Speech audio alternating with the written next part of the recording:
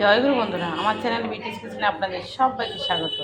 আজ আমি আপনাদের রান্না করে দেখো কাঁকড়া মাছের ঘিলু।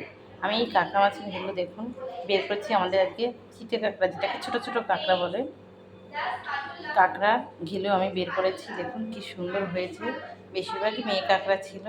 তার এই ঘিলুটাকে যে রান্না করবো, সেটা আমি ঘিলুটাকে ভাজা করব।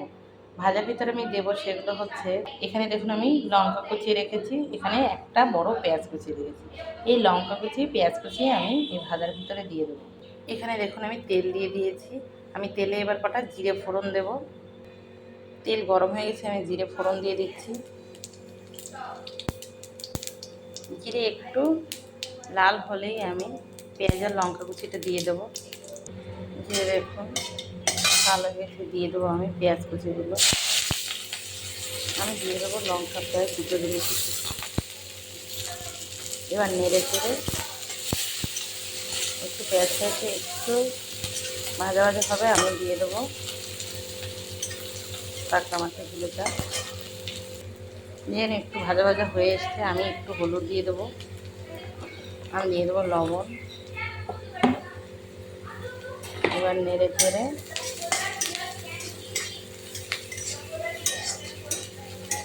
আমি এবার কাঁকড়া ঘিলুটাকে দিয়ে দেবো। দেখুন কতটা হয়েছে। এবার নেড়ে চেড়ে নেব সুন্দর করে।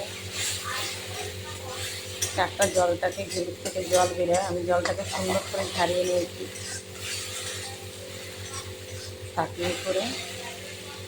দেখুন খুব সুন্দর হচ্ছে। এই কাঁকড়ার ঘিলে কিন্তু এভাবে ভেজে খেলে এক থালা ভাত খাওয়া যাবে। এই কাঁকড়ার ঘিলে দিয়ে ভীষণ ভালো লাগে, ভীষণ ভালো।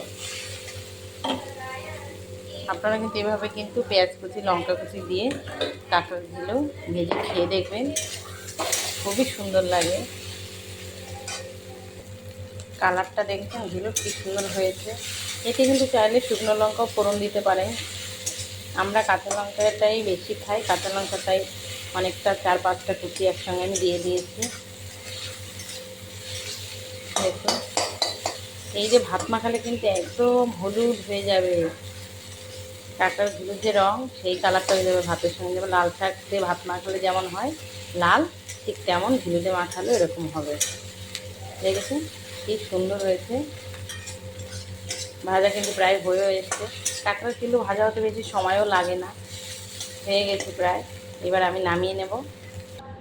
এই দেখুন কাঁকড়ার ঘিলু ভাজা কিন্তু হয়ে গেছে, দেখেছেন। এভাবে কিন্তু কোনো মশলা লাগে না, শুধু জিরে ফোড়ন দিয়ে কাঁকড়ার ঘিলুটা ভাজবেন। জিরে বাটা লঙ্কা বাটা কিছুই লাগে না, তাহলে সেই স্বাদ হয় না। তো আমার এই রেসিপিটা যদি ভালো লেগে থাকে তাহলে please please please like share comment করতে কিন্তু ভুল করবেন না, সাবস্ক্রাইবটা করে দেবেন। জয় গুরু।